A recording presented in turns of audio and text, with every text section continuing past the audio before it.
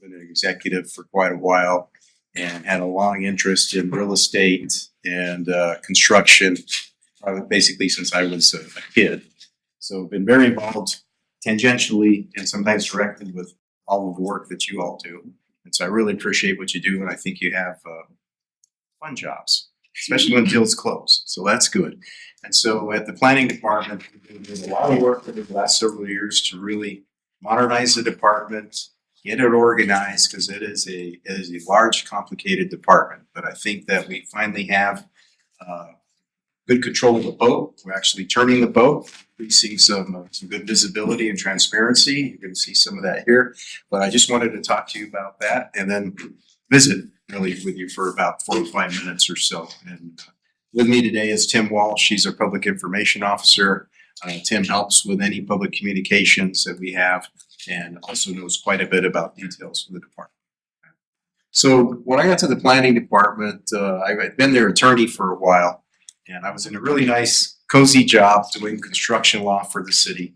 Then I was in another very nice, cozy job in charge of vertical construction. So driving around in a four-wheel drive truck with a hard hat, watching fire stations get built. And we had a couple of people retire in fairly rapid succession as the directors at the planning department. And so I was asked to go over there and help out for a while. And when I did, I saw that it's a 200-person department, has 5 lines of business, all of them interrelated in a way, but rather complex. The way I organize it is I call it A, B, C, D, and P. And we'll run through those with you. A is our admin group. It's also our administrative department that has the AGIS group. That's our GIS mapping systems. Has our IT group within there. And then it has, of course, HR, finance, and leadership team. B is building safety. Building safety deals with all of the permitting in town.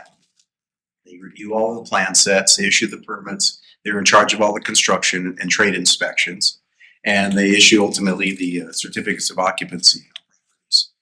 And so a lot of you will deal with them, especially if it's a built-to-suit sort of deal, and you're waiting for that CO to be issued so the deal's going to close on that. So that's building safety. C is for code enforcement. Code enforcement, we have several dozen people there, and they are out in the field quite a bit, and they regulate pursuant to several dozen ordinances in town. The Uniform Housing Code, the Integrated Development Ordinance, the Weed, Litter, and Snow Ordinance, and a lot of others. And so I jokingly tell them they're kind of the HOA of Albuquerque. So we get a lot of calls there, and the reply I got was, well, that I'm president of the HOA of Albuquerque. So I stopped using that joke. But code enforcement's very busy. They do thousands and thousands of investigations a year, and they bring properties into compliance very successfully. And D is for development services. And so this is our engineering group. It's a city engineer and quite a few staff members. They look at traffic circulation layouts. They look at stormwater grading and drainage plans. And they are in the middle of the loop whenever a large developer comes through and says, listen, I bought quite a few acres and we want to subdivide it all, replat that, and then get it rolling forward with some type of development. And so, and also with the large site plans, we're seeing a lot of those with the large commercial opportunities are coming into town. Hopefully they're going to add a lot of high paying jobs for us. So that's our development services. And then P is what the department's named after, and those are the planners. And the planners, we have our mid-range planners, our long-range planners, our current planners, and they are professional people who have college degrees in planning, many of them with graduate degrees, members of the American Planning Association, and they staff a lot of our quasi-judicial processes that we have. We have boards and commissions that are staffed by the Department Environmental Planning Commission, for example, and our group goes through and analyzes all of the applications that come through to determine if they are consistent with the legal requirements, and then they issue a recommendation either in support of it, maybe sometimes no recommendation, or sometimes in opposition saying that the criteria were not satisfied. They also deal with a very important process, which is our community planning process. We have a comprehensive plan that's updated approximately every 10 years, and that's based on input from all regions in Albuquerque, and they run those programs to get the input on those. And so these regional areas are updated every 1 to 2 years, and eventually you get through all of those, and then all that goes into updating the comprehensive plan. So a lot of you have worked with them. Everything we do is supposed to be and is by and large very, very consistent with the comprehensive plan, because that's kind of the look and feel, the vibe of what Albuquerque is going to be like over, decades to come. And so we make sure that the comp plan is followed. City Council actually passed an ordinance recently, I think it was a resolution, saying that every piece of legislation that goes to them should have a little check mark as to whether it's been compared to the comp plan and deemed to be consistent with that. So planners do very, very important. So Tim, let's go ahead and go to the first slide there. As I said, when I got to the department, they had had lots of changes in leadership. They had, I think, a lot of siloed effects that had kicked in over the years where one group didn't really know what the other group did. And I have a lot of experience with turning around agencies and companies. And what you have to do is you really have to focus on elements. You have to be looking for real progress. That's something that people can see out there in the community and that employees can believe in. It has to be tangible. It's got to be sustainable, because if you come in and just slam something in, these people use this, I will intimidate or I will scare you and by golly, you're going to change your job role. They can't wait until you leave and then everything shifts immediately. So it's got to be sustainable, meaning that it's a value-based change. And really, we have to not be fear-based in it. We have to be taking people's words, and we have to be fighting for you to make sure we're developing Albuquerque and consistently with the comp plan and moving forward and growing, because that's what you do as a city, and not with you. We can't, we found that a lot of people were quite defensive and they say, well, I'm defending the city from any possible conceptual lawsuit out there, so I'm just going to say no on every application that comes through. You can't do that. It hurts, and it's just not the right approach. We have to be helpful, because we are a city that is growing right now. As we have to end our era of sprawl, we are figuring out how to grow internally more. So you're seeing a lot of lots getting filled in, and slowly but surely probably growing upwards, because that's all logically that's left for us now.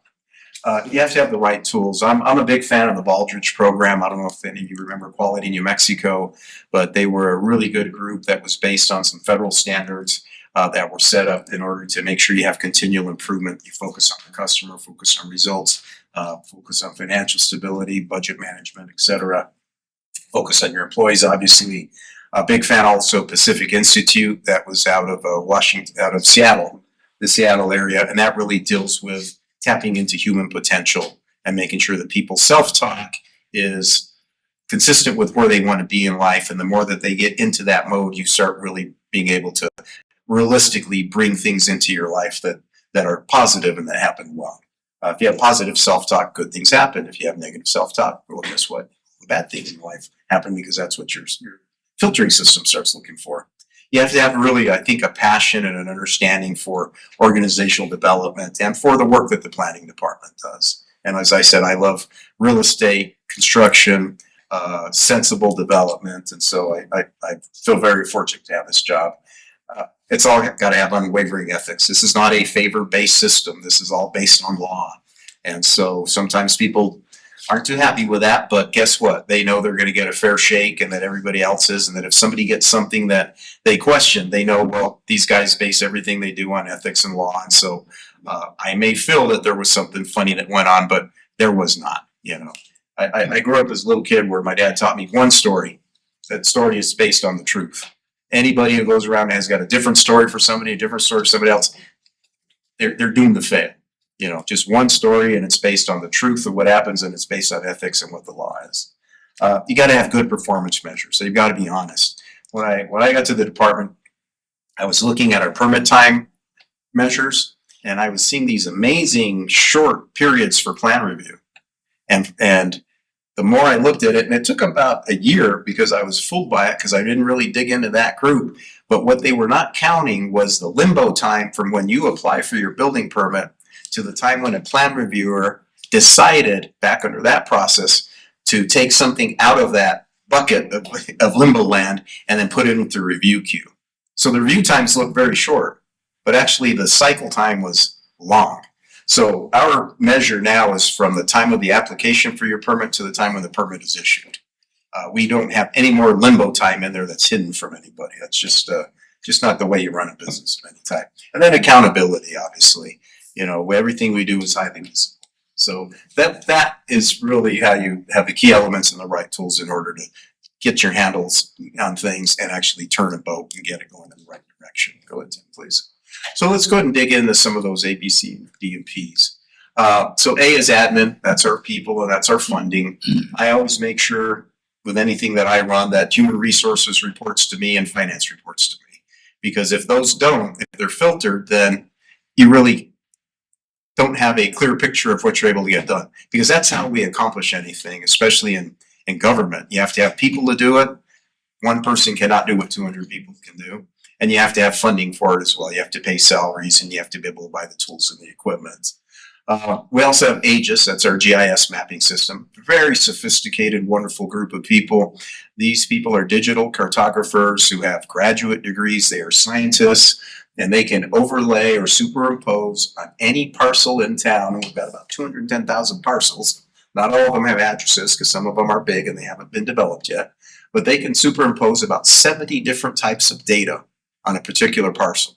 Sometimes you can see all of the history of what's been going on that with the zoning. The same thing with building permit issue that's been issued on it. Demographic information, council district information, census data. It's pretty fascinating. They're always looking for additional layers of data. Ownership information, stuff from the county with the tax records and such. So very, very sophisticated group. And then our IT group is also there also. And it's ABQ plan is what we shifted to. When I arrived at the department, we had the posse system, which was very clunky. The system was designed by a company whose core competency was not land use software. It was something else. And so they really wouldn't update that software at all. It was entirely proprietary, so we could not fix anything ourselves. So if something broke in there, we would get a call from a neighborhood association or from a developer and say, I'm unable to get in and see my stuff today, what's going on? It could take weeks and sometimes months in order to get a response back, and we had to always pay for that. So it was a terrible system. What we shifted to after quite a bit of due diligence is a company called Tyler Technology, and their core competency is land use software. And so they update regularly. It'd be almost like you're using WordPerfect and you're hitting Shift F7 to print something, guys, versus getting on the Word bandwagon, or Outlook and modernizing or shifting to Apple or something. That's how bad it was. So it's customizable, it's transparent, it's efficient, it's easy to use, it's very comprehensive. We digitalized everything. When I arrived at the planning department, some people were still walking in with paper plan sets. And then we were rolling those up and putting them in these little cubey things in a CAB system, and then pulling those out, looking at them, passing them around, and then they'd get lost. And now, for the few people who have not gone electronic, when they bring those in, we scan them for them, and we actually digitalize it, get it in the system. It's much easier to track that way, and it makes everybody's life easier to have consistent processes. So that's what we do there. 8 terabytes of data, by the way, guys. That's millions of pages of data. And you ask, where in the heck do you get millions of pages of data? Well, if you think of all the plan sets, all the site plans, how data intensive those are, you end up with millions of pages of data. So it was something else converting all that, because the posse system, which was proprietary, used to deliver what we call a black box. We couldn't see what was in that data supply. They would give that over to Tyler. Tyler would then extract it. We weren't able to see the extraction. And then we would look at that data pass and have to determine what was missing. So we ended up doing that about 8 times before we got very comfortable, because sometimes you pull up a permit and you look at the attachments and it was somebody else's picture of their house. So we had to get all that straightened out. It was a very tough wrestling match that we had over the last couple of years that it took to do the conversion, but we finally got it. So let's go ahead and shift, please, Tim. So you get into building safety, and here's where we're able to start showing some of the good results. As I said, I didn't like the limbo time in the planning process. What we found out was when we did our shift into Tyler, and we went live in February, actually end of January, is that we had assigned somewhere in the 400 to 700 plan reviews. We processed 34,000 permits a year, guys. That's about 700 a week. So it's no small task. And the ones that were overdue were the ones that were in limbo land, that were more than 30 days without being assigned to anybody. And so it's just hard work. You just grind it down. You work on weekends, you do a lot of comp time, you buy pizzas for everybody, you just keep them motivated and get them not to quit on you, tell them there's light at the end of the tunnel. But we eventually just started knocking that down to where now, as you can see, we have very, very few that are not assigned, and we're really running down at zero on anything that's in limbo land. We're going now, as we automate this system, to automatic assignments. Right now, we still have our permit techs going through and looking at them, doing the completeness check, and then doing the assigning. What this means, go ahead, Tim, please, is it flows directly into your average permit time. And these are real times. This is not the version of what was there when I got there. These are the actual times. So on a commercial permit, from the time you apply to the time you get your permit, on average, we went down from 121 days, knocked it down to about 98, and then with the new system, knocked it down much further to about 37 days on average. You still have some that are going to take a long time because we're waiting on corrections, but our people are looking at them relatively quickly. They can also pay extra through our fast track system where they're looked at within 10 days, but then we wait on corrections. And a lot of times the corrections are difficult and expensive, especially when you have to comply with new things like the energy code, et cetera, which is your building envelope. That can get quite expensive, and you work with your engineers and your architects to determine how can we still do this project and afford what we actually need to do. So it takes a while, but the majority of the time now is attributable to us waiting on corrections. Our residential, I cannot imagine going out and getting a construction loan and then knowing that it's going to flow into a mortgage and it taking 112 days for me to get my permit. You know, a couple weeks, that's fine because interest rates are changing, life is moving. That's one of the biggest decisions you ever make in your life, and it's a lot of stress. So we want to crank out those residential permits as fast as we can. Go ahead, Tim, please. So once the permit's issued and construction starts, then you have to start doing the inspections. We have electrical inspectors, we have building inspectors, so the ones who check the construction, and then we have our plumbing and mechanical inspectors. They're checking all your drain systems, your water lines, and your heating and cooling systems. And what we measure there are carryovers, because our goal is to make sure that we're doing at least 98% of the inspections within one business day of when you call for it. Because I don't know how many of you have done construction projects, but the last thing you want is, listen, if I get this rough in for my electrical done, then I can start closing, then I can call for my frame inspection, then I can start putting my insulation and sheetrock in. But if I'm waiting 4 or 5 or 10 days for my plumbing inspection or my electrical inspections, I can't do any of that, and your whole schedule goes down the tubes. It's terrible. It can take you months and months to build something that should have taken a lot less time. And so on building carryovers, how many run more than one day? We have those really low the whole way. We're doing 98%. Plumbing, mechanical, the same thing. Electrical, we got kicked right in the stomach about a year ago because the county and the state and Rio Rancho raised the electrical inspector salaries by about 25%. And our people are educated, professional electricians who are feeding their families. Your retirement and government depends to some degree on your salary, but they started leaving, and so they went. And so we had to go through some emergency processes with the budgets. Budgets have not been really high the last several years, as you know, because the economy's been kind of funny. Not a whole lot of growth in gross receipt stacks, and that's primarily what the city makes its money on. But we had to go through out of cycle and actually identify funding, get money in place, do an emergency salary study, and then get raises for the electrical inspectors. And then we got that in place, and then we started having to recruit them back and then find people. And we're always looking for good people. I tell people, I know for a fact there's a plumber, an electrician, or a contractor out there who has been doing it for 20 years, and they're maybe in their late 30s, late 40s, even 50s, and they're saying, I'm tired of being out there in the cold all the time and late at night and all that. I think I'd really rather go in and get me one of these jobs and have an actual retirement waiting for me. So that's my recruitment pitch. If you guys have friends who are looking for jobs, they're really good jobs. So we got that down now as well too. So we're at 98% of all our inspections. Go ahead, Tim, please. And so we shift from building safety to C, which is code enforcement. Code enforcement, we inspect close to 60,000 properties per year. We get those calls through 311 primarily. Probably 99% of them come through 311. Hey, there's something going on. We're seeing people breaking into a house that's boarded up, or you know what, my neighbor's got a hoarding problem and there's now so much rubbish in their front yard that we're seeing mice running around, or it's a fire hazard. All those sort of issues, code enforcement goes out there. Or we'll get a call from somebody saying my heat's been out and it's middle of winter, landlord's not responding, or now that we have a cooling law, my cooling system is down, and it's the middle of summer and it's 100 degrees outside. So we get on those right away. So we issue about 35,000 notices of violation per year. Some of those are repeat.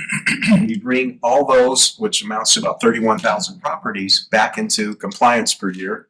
And you do that the easy way, which is you find a cooperative property owner who says, yes, I'll do it. I don't appreciate the reminder, but I'll go do it. And they do it. A lot of us have gotten those letters. I bought a couple of old houses before, and you get the one saying there's weeds growing. You go, I'm responsible for the weeds outside my backyard next to the road. I didn't know that, but I guess that's life. I'll go do it. So you go mow those down. Those ones go really well. And then if they don't, then we have administrative hearing processes, even criminal processes where we can prosecute people and take it through the system. We also, are responsible for doing things when we see these horrible substandard places like hotels, where it's a epitome of human suffering in there, where we go in and we go through and inspect them, and you find exposed wiring, no heating, no cooling, broken, cracked toilets. Maybe there's a little trickle of cold water running, and we shut those places down because it's just not right. And what we found on those is you end up rescuing a small percentage of the people that are in there because they probably moved in there on a fixed income, didn't know where else to go, got in there years ago. They're living on a disability check, something, and the environment around them just went down the tubes.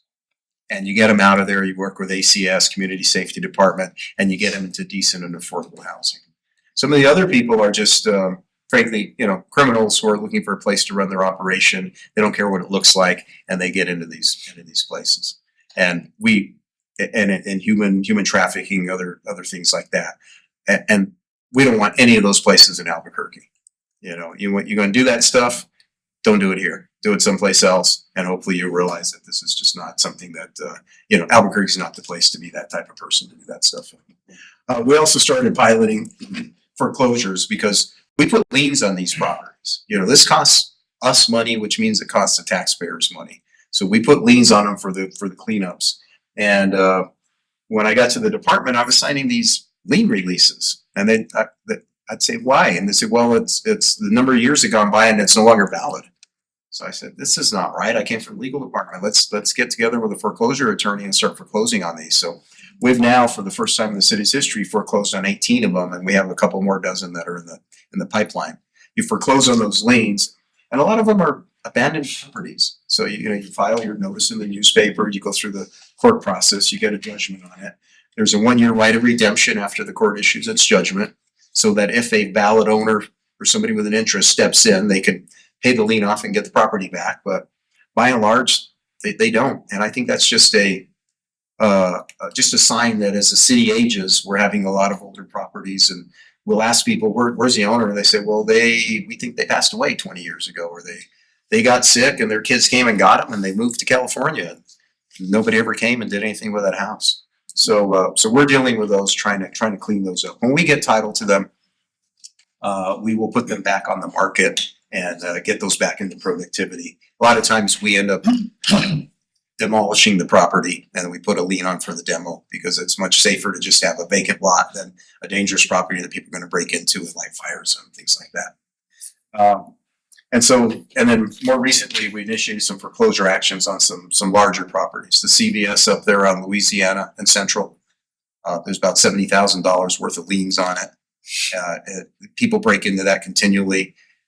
One of the things I learned is that people who do that, a lot of them used to be contractors, electricians, etc. They have every tool we have, guys. You know where to go get a cordless grinder that's got a blade that'll cut through metal? So do they. And they can cut right into these places. They can tunnel in. They can rig up wiring. They do all these sort of things. And it's just dangerous because they end up removing supporting walls and just wreaking havoc. Plus, it's criminal trespass. So we're trying to put an end to that, especially when you have property owners who just are looking the other way. And that was the case with the CVS. We'll see what happens with that. We'd like them to tear it down, clean the lot up. And then the Motel 6, there was a Motel 6 out on the far west side too. That was another one of these situations where they just were making money, cash money off of nefarious activities. And when we shut it down, they just left it. And so we're going to see if we foreclose on that, turn that into something productive for the community.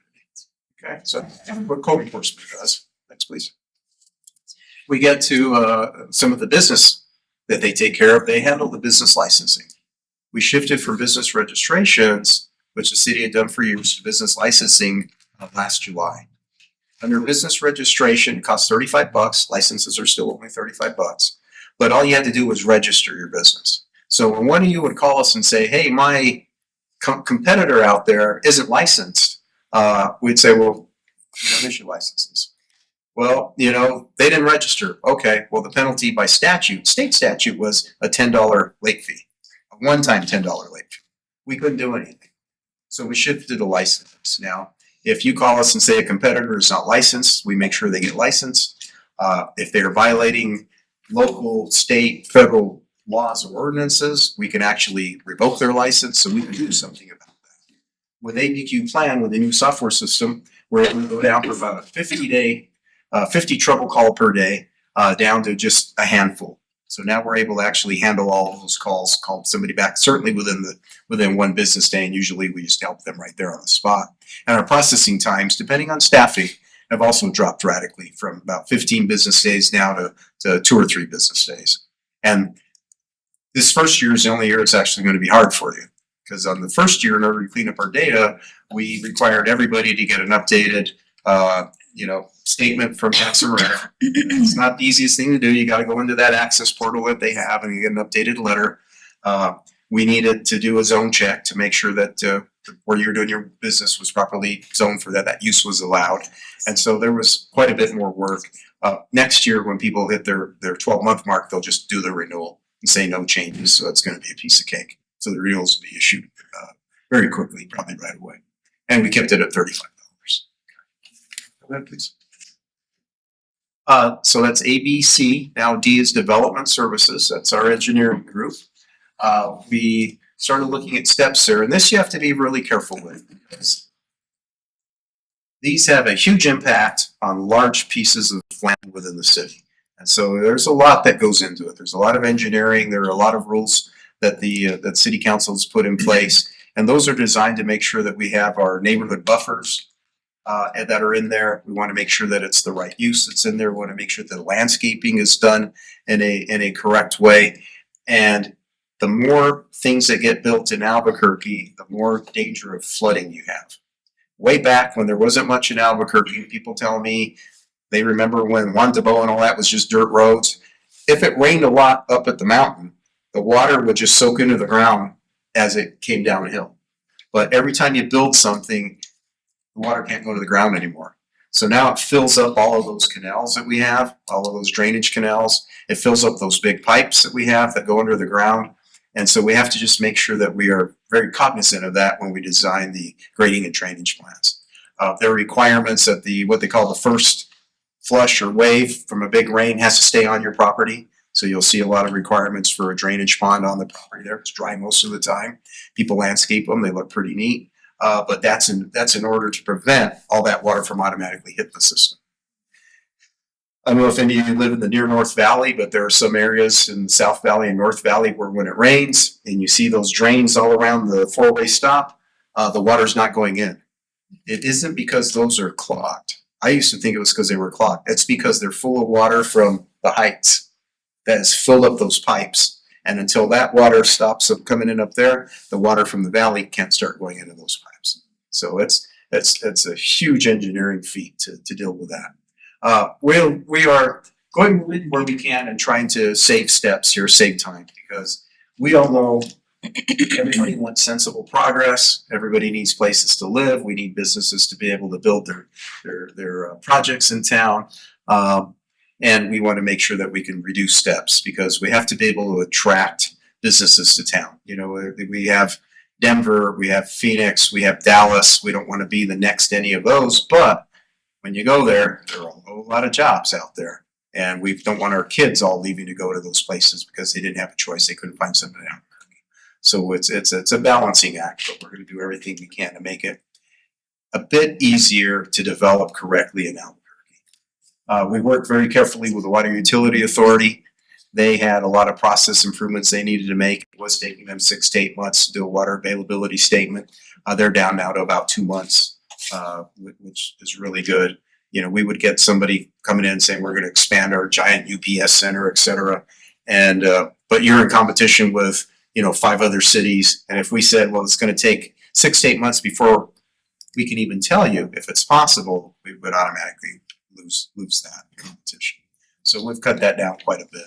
And then we have project advocates. And what they're designed to do is to really help you understand where your project's at and set up the connections that you need so that you know which checks you're going to go through and that you get introduced to people. So that's the goal there with development processes. Next, please. And then we get to our planners. And this one we won't spend too much time on because it doesn't directly affect you guys instantly like the others do. But we have a short, mid, and long range planning. We have the Environmental Planning Commission, the EPC. The EPC is the recommending body to City Council on a lot of decisions. They have a jurisdiction to make some final decisions. So if it's a big site plan, it's probably going to the EPC. If it's a zone map amendment, meaning I'm changing the zoning, then it's going to go to EPC and they're going to recommend that change up to City Council. We have our zone hearing examiner, our ZHE, that's also in a kind of a judicial setting there. And they look at all the variance requests that come through. And if you want to get a variance on a piece of property, the property itself has to be unique and special, and the circumstances have to apply directly to that property.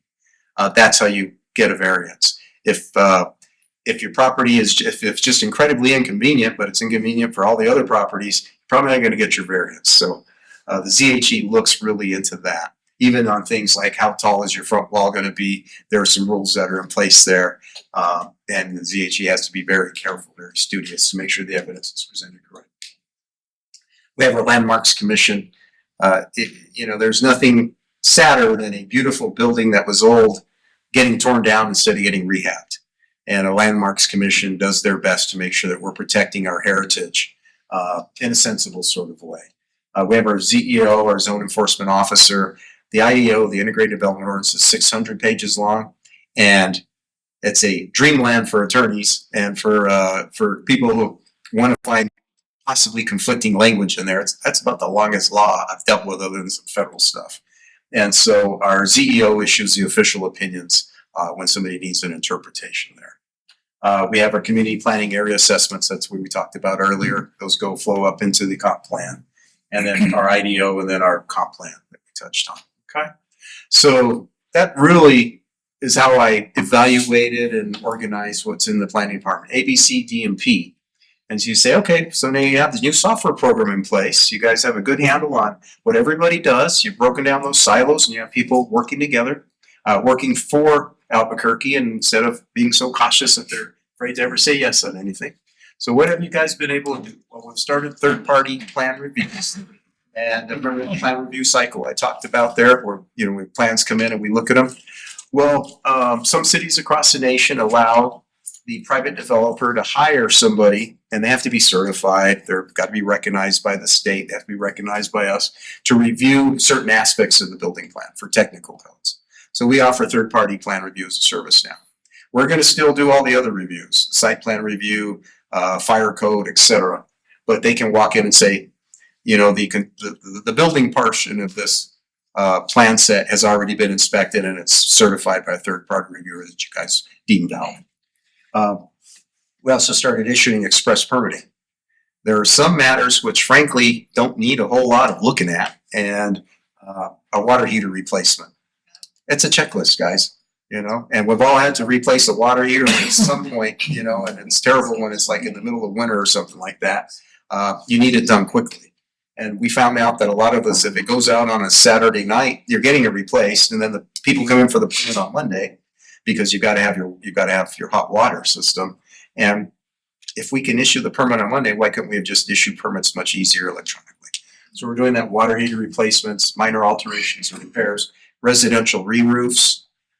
You know, all we're doing is saying whether you're going to do a tear off and replace it with shingles, or you're putting metal on there and new decking.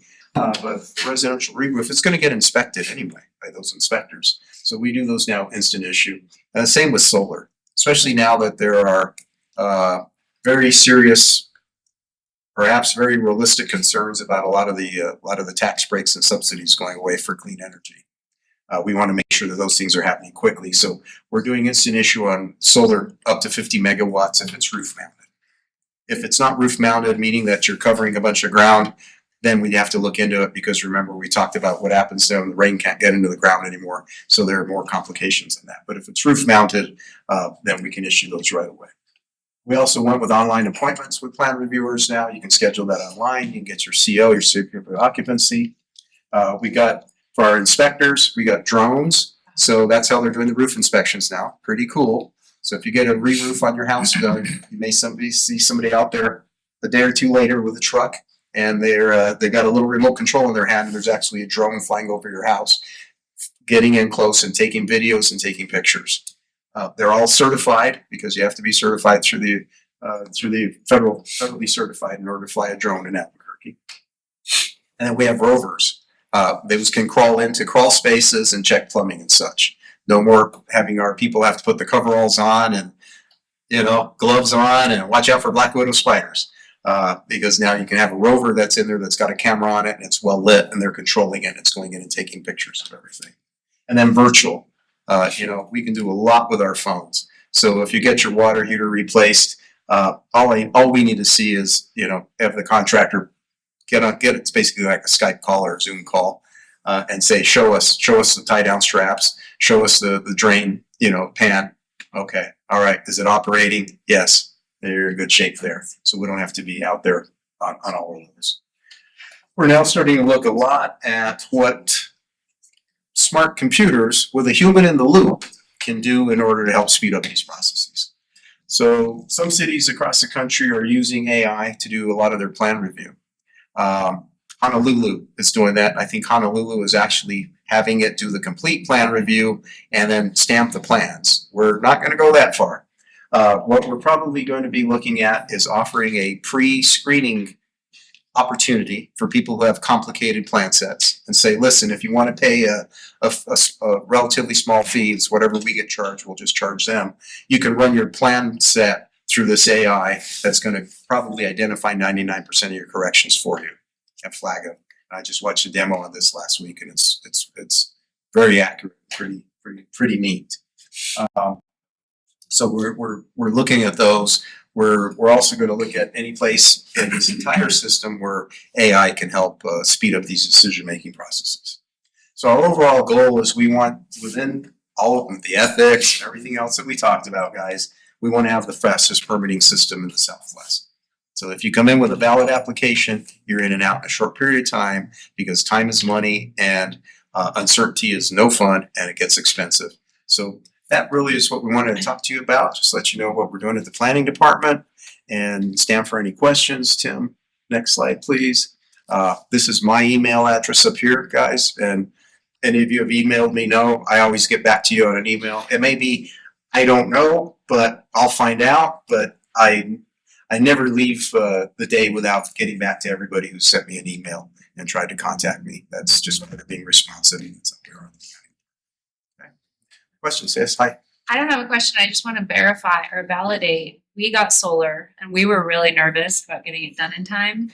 and our permit got done in like 3 days. It Good. was so fast, and I was like, I don't know what happened. Maybe it was a mistake. Just go with it. But I'm validating it's working. Yeah. Good. Yeah. And we have a similar and opposite situation where the minor alteration to replace a door, the minute I paid the fee, I had the permit.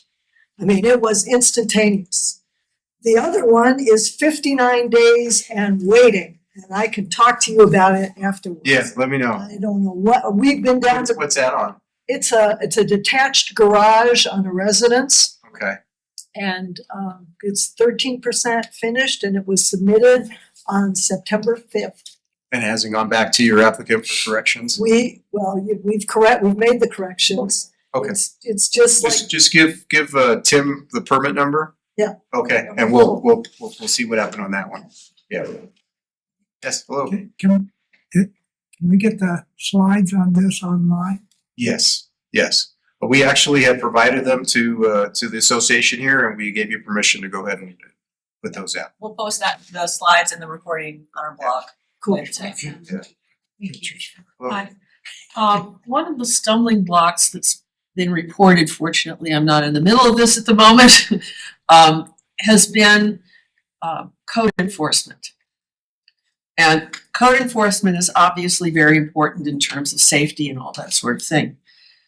But what I have been told is that the codes have changed so rapidly that to keep up with what they're supposed to be doing if they've got a large project, and then to get the code enforcement people out to say, okay, it's okay, no, you need to fix it, has been very long periods of time.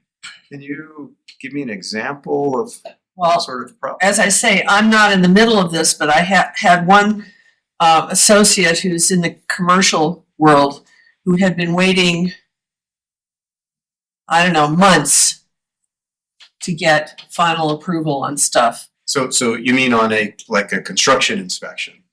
Yeah, Okay. we're not talking about replacing a water heater here. Yeah. So that'd be under our building safety department, but they're out there within a day on that, so I'm not. Do you quite sure. have enough people in the field to follow up on these concerns? Because this guy had, you know who I'm talking about, this guy had been in process for how many months, do you remember, Josh? I want to say it was 3 or 4. Yeah, 3 or 4 It months. was a plumbing Was it inspection. electrical? Or No, plumbing. It was plumbing. Just get us that contact info and we can find out what's actually going on with that, because that sure sounds strange. This guy is not a guy who's a newbie. I mean, he's somebody who's been in the field a long time, so I will get the information to him. But my suspicion is that he has tried many approaches, because why would you want your whole situation hung up for months? It doesn't make any sense. No, it doesn't. What was that Pacific thing that you Institute. had on there? Pacific What was Institute. that? Pacific Institute was a foundation or a business started by a gentleman named Lou Tice, and it's out of Seattle, Washington.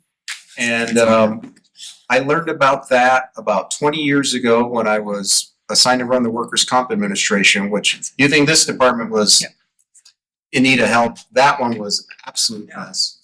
And I recognized that it had a lot of potential, it had a lot of educated people, because it was a bunch of like lawyers who were judges and things like that. But they just couldn't get a clear vision of where they wanted to go. So I was introduced to the Pacific Institute program. And it is based on cognitive psychology, which for me, I just ate that up because I have a degree in psychology before I went to law school. And it is entirely based on how you set your mind in order to do either good things or bad things or muddle along.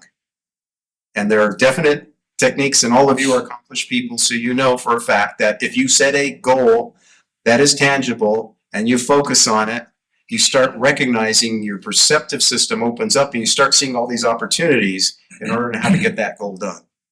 And that is how people are able to really tap into their potential. And what I found is organizations are no different than that. All meaningful and lasting change starts on the inside. And it's So you're using this to help your staff? I'm using this to help our staff and the organization, yeah. Okay. Because if the staff doesn't realize that their mission is to facilitate sustainable development, then they say, well, I'm not really sure what I'm going to do here, but if I don't do anything, I probably won't get in trouble, which is not a good way to help people. I am curious how it's going in terms of planning or permitting rather with the ADUs, since we approved the ADUs. I know that city has pre-approved permitting. And I'm mostly curious for people that come in without wanting to use the pre-approved permitting and how many have we seen? Is there, I know we have problems financing them, so it's not really like, I'm sure you're not getting overloaded, but just wondering how it's going. You know, and we're watching those real carefully now that we have ABQ plan. The prior system didn't allow us to distinguish between an ADU and a regular residential project. We've only seen several dozen come through this year since we went live with ABQ plan. And it is primarily a cost, it's a math problem. Yeah. It's a math problem. And we have 12 free plan sets up now. But I think that unless the price point can be $100,000, give or take, only people with a lot of money are going to be doing it. And we looked at one which was structurally insulated panels, SIP panels. I think it was only 500 square feet, but the people spent $200,000 on it, which is bizarre. You know, you never get a return on investment, but this was somebody who said, my kids are going to come back to Albuquerque, they're going to live in the house, and I'm going to go live in this very comfortable little ADU, little casita that I put in the backyard. So for them, it was justified. Right now, the most practical ones are like boxable. Those are the pop-ups. If you guys ever see out on Pan American Highway next to Trucks Unique, they have a couple of demos there. Those run in about the $80,000 plus your site work, so they're in about the $100,000 range. I've now seen, really in the last 3 weeks on Facebook Marketplace, about 4 different people advertising that they're doing them for, they call them guest houses, and saying they're building them for about 110 to 120. Which is pretty darn good. From scratch or the boxables? That's what it looks like. No, it looks like they're doing them from scratch because it says it's your foundation, it's your foundation. They look stick built to me. Looks like. And are you finding that most people are using the pre-approved plans or like? We have had several thousand people download our pre-approved plans, and right now it's about 50-50. The SIPs used our pre-approved plan, but then that architect had to customize it for the panels. Yeah. But he used one of our pre-approved plans. We just put the 3D construction plans up last week. And that is for the printed housing. Yeah. And so hopefully there will be more contractors who get into that as well, because that's fast. You know, that thing goes up in about 3 days and you have your people there doing the wiring and everything else as it's going up. And so but you know, it's going to come down to price. It's a math problem. So what is the link for the pre-approved plans? Well, what do you mean by the length? Well, I'm just wondering, how do they find those? Cause I had a Link. home, yeah, how are they finding them? You know, if Tim can get it to you, it's on our Okay. website. That'd be great. Create a short URL, cabq.gov/casita. Nice. Thank you. Yes. I can remember that. I was wondering if you could explain how code enforcement applies or why it does not apply to the large property on the northeast corner of San Mateo and Central, which also includes one of the iconic pieces of architecture in Albuquerque's history, which I know has tax abatement and it has also received $2 million of gap financing from the City Development Commission. The 2 office towers that are there? Yeah. Yeah. Yeah, which, and as you would know, and anyone who drives by them know, have been occupied. Yeah. A 17-story building from top to bottom, windows broken on every floor. Those places have been a mess. They were bought by an out-of-state developer. Correct, in Texas. But Texas. doesn't code enforcement apply to properties like that and being secured and kept clean? Yes, to the best of their ability. And they have imposed quite a few liens and fines on there. Code enforcement is not law enforcement, so they're not, badged people with guns. So they have been those properties, when they get occupied, are too dangerous for our guys who are civilians to go into. So they've worked with APD at least twice to do complete sweeps from top. They start at the top and go all the way down in order to clear those out. The developer did just approximately a month ago finally get the building permit for the shorter tower. So that's good. Took them a while to get through the process. We kept waiting for corrections on them, calling them up, working on those. So we're hoping that they start on that second one. They're in the process now of determining how to reinforce that, set up better fencing on there. We're gonna have to have security because you don't want your building materials getting stolen. So once you start rolling on that, but the city's been working directly with that developer pretty much the whole time, but it depends to a large degree on the responsiveness of the developer. And then what I was saying earlier, that's a good example of where these people have better tools than we have in order to break into places. Those doors, first they were boarded up, and when they board them, they use a rivet gun that shoots, nails basically into the concrete. And you think that's tough to peel off? Well, not if you've got yourself a cordless saw, and you can just go through and cut through those boards. Then we put metal panels up and we welded the metal panels on. And they went through with grinders and they cut those things off.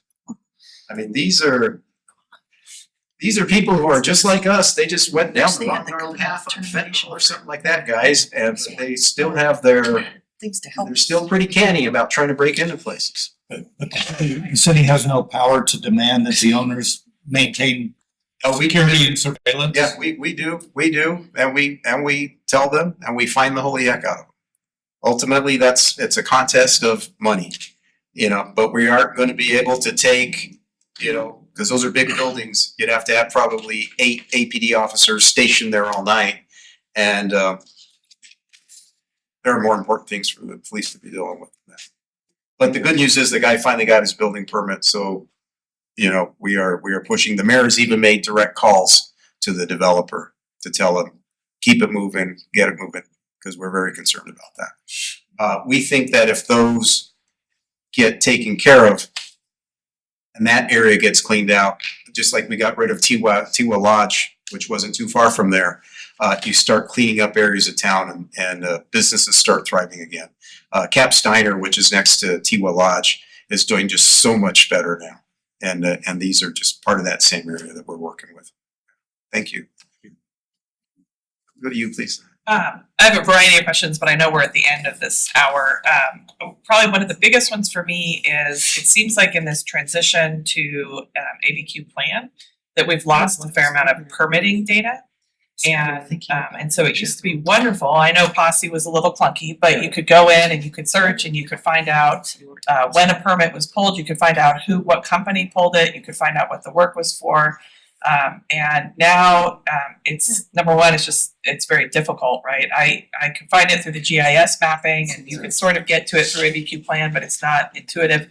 And for us as real estate brokers, right, if we want to look into, hey, if my client wants, are they representing it was permitted? Was it not? Do we need to get this permitted before we take a house to market? There's not a lot of information there for us to go for. And so that information used to be there. I don't know if it was lost or if there's any way to get it back. But it sure was really helpful. And when I called down the other day to say, how can I get this? I was told I needed to file a Freedom of Information Act in order to get it. And that doesn't seem legible. Call Tim. Okay, so that's one. Yeah. The other thing that seems to have gone missing, and I don't know when it went missing, but in the GIS layers is the water and sewer data. And so those lines, that layer no longer seems to be available to us. And so, Okay. yeah, when check we're, with the GIS people on that, because yeah, it's really, because if we've got a property that has a septic tank and it's within a certain number of feet, we gotta, now there's not an easy way for us to, then they've removed it from the county GIS as well. So we're experiencing the same issue there. that's really weird. Yeah, so that would be super helpful. And then For data for the other two things that would be really useful is, and I don't know, I haven't looked on your website lately, but there was not a lot of clarity about the requirements for adding pitch to flat roofs. And for a long time, you guys had on your website, which has now been modified, so I don't see it there anymore. But there was this weird document that was like, well, if there's no water left on your roof 72 hours after it rains, then it's considered to have sufficient pitch. And so as brokers, when we're working with inspectors and with roofs being replaced, having some clarity about the requirement for pitch being added to those roofs or not would be incredibly helpful. Because right now it adds about 50%, 40 to 50% to the cost of a re-roof. And so it's a major issue, and there's not clarity for the consumer right now about that issue. And then last but not least is ADU screening. So I wanted to go to your question on ADU screening as brokers. Many times I might like to say, hey, this parcel would qualify for an ADU. But right now I have no way. I don't want to make that determination myself. I understand you have these things, calculate your footage and does it work or does it not work? But from a representation standpoint, that's a risky thing for me to do, to be like, well, I remember area, lifetimes width, and I can do it.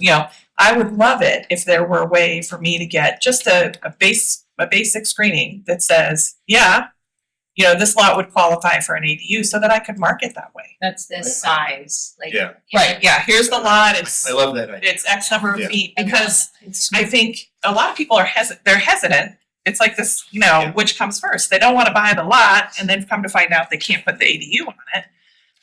But yet there's no way for me to get like an affirmation that, yes, this will fit on this lot. And Tim's making notes and all of Okay. that. He updates our website for us. I made the assumption too that if that was more readily available, that appraisers might be able, when it first started, it was like appraisers were gonna be able to use the yes or no, this is qualifies for an ADU in terms of revaluing properties and up valuing them, whatever you want to call it. And I don't know how they would even do that right now without manually deciding whether it qualified. And I just don't think they would do that. I think it's too big a risk. It's too big of a liability, and it's like, there just needs to be, I love that idea. And maybe That's we great. get some sort of a suitability letter or something like that. That's relatively simple for us to go through. Like a designation, totally. Yeah, okay. Back over here, please. Yeah, thank you for your great vision and your details. Of course, you're an engineering background, so pulling all of this up together, well, within the city government and moving forward, and then even now with the, fastest permits on the horizon. What do you see, what do you envision for the future, like in 26, 27, that you would like to accomplish as a leader within our government? That's a really good question. I think the continued use of our platform and developing it and modernizing it. Right now, we use any feedback we get, negative feedback especially, as a way to go through and try to make an improvement. I would like to continue doing that. I'm sure we will. I think the introduction of additional technology that we can add on with some AI in there in a safe sort of way where you still have a human in the loop at all times. And I think that Albuquerque's largest concern, and I kind of laugh, it's probably the same concern a lot of us have, which is aging gracefully. And we've run out of room almost. You were surrounded by the pueblos and by open space, and thank goodness we have all that beautiful scenery to look at, and that's never going to change. And so for us to continue to grow, and I think we're going to continue to grow, because if we don't, then we risk stagnating, and that's a bad thing. Because nature abhors a vacuum, so to speak. So if you have empty properties and stuff like that, bad actors come in and they start, breaking into those places and doing bad things. And we don't want to be that sort of a place. We want to be vibrant. I think that we need to figure out ways to accept the fact that we have to gently grow inwards more and probably upwards more. There's a proposal in the IDO, which I personally really like because I travel a lot, and almost every place I've stayed, even where it's an Airbnb, You pick it because you can walk to a little grocery store, or you walk to a little sandwich shop in a neighborhood. And we don't really have that in Albuquerque. I think when we put a lot of our zoning in place, it was designed for driving places because we have district-based zoning, which is perfectly fine, but it doesn't really make it walkable like you'd like it to be. Well, And I think so- initially like on Gold Street, you know, all of those, that's how it was set up. and Yeah. The condominiums up on top. Right, right, and the businesses down below. One of the best places I lived in college was I lived on Vassar, which backed up to the corner of like Girard and Indian School. Right. And I could walk out my backyard through the gate, and there was the laundromat over there. If my washer and dryer were croaking on me, which when you're a broke kid, you know you can't replace those. There was a coffee shop right there. There was a little pizza place, and it was pretty doggone neat to be able to, within a few minutes, my wife, who was my girlfriend at the time, used to, you know, in the morning sometimes I'd be looking for her, and instead of her making coffee, she took the empty coffee pot and went to the coffee place, and for $2 they'd fill it up with flavored coffee and she'd bring it back. And I was like, hey, that's pretty awesome, you know. And that's because we had right there on the corner a little business that was friendly for us. So there's an amendment in there that says that if the zoning is correct, if it's on a corner lot, if they can control obviously traffic and noise, then maybe you can have little businesses on the corners in some of the neighborhoods, businesses like that. We also have, you know, food scarcity going on with, you know, some of the grocery stores closing down. So if you can get little places there for people to be able to go in and do a little bit of shopping for some basic supplies, bread, eggs, etc., I think that would be good. But this is going to be a big change for us because we're not used to that, and it's just going to be something we have to realize is okay. Along that line, you know, you talk about legislation having to check the box of does it comply with comp plan, et cetera. The comprehensive plan has a 20-year vision of centers and corridors and areas of change and areas of consistency. So you're talking about the bodega tiendita ordinance amendment. The current tranche of IDO amendments is like 151 potential changes. And a lot of them would create permissive upzoning of R1 properties. There's this continued push that R1 is 67% of the land and apartments are only allowed in 14%.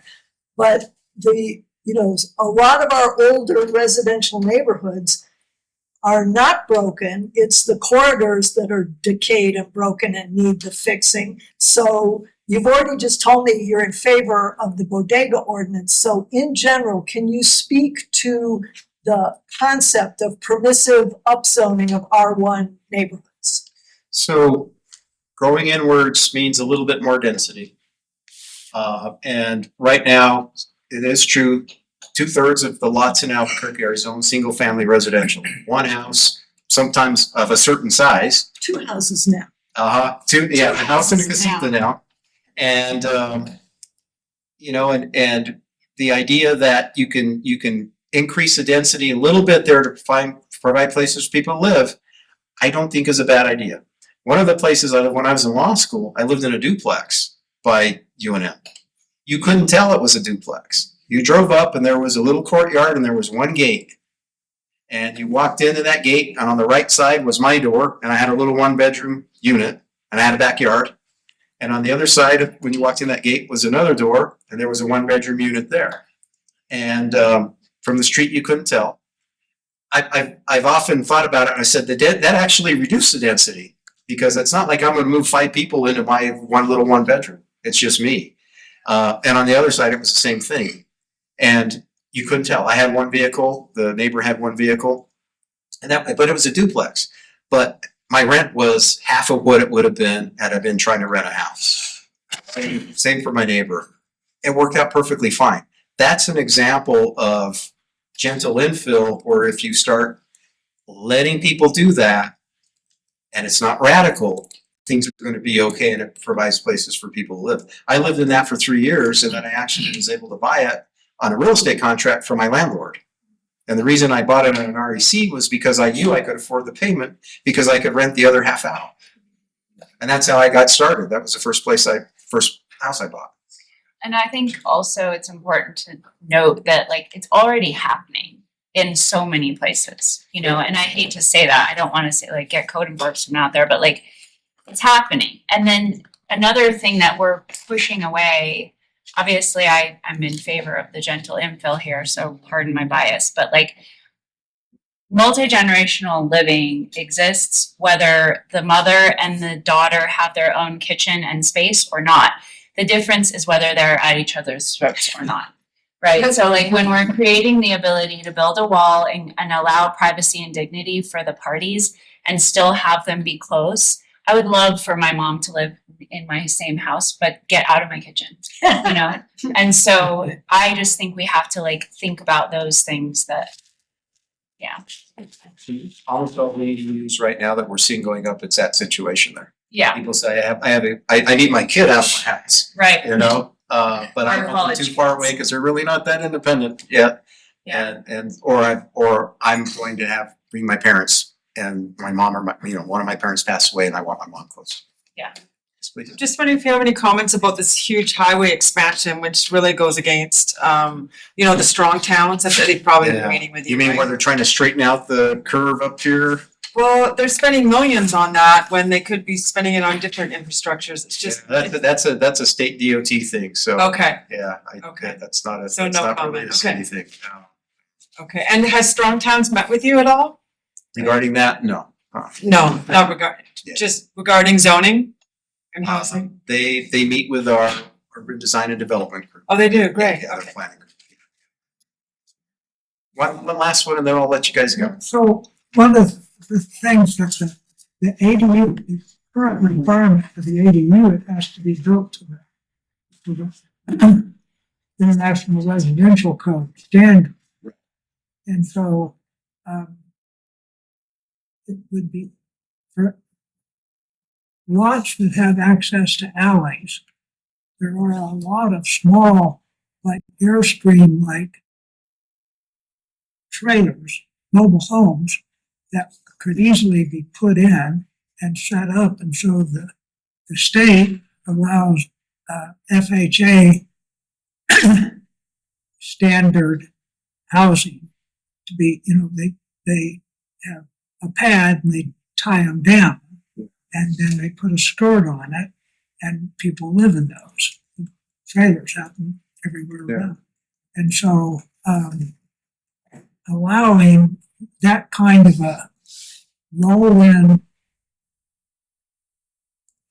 structure to be come in and permanently tied down and hooked up to the utilities. There's some really nice things out there that are made,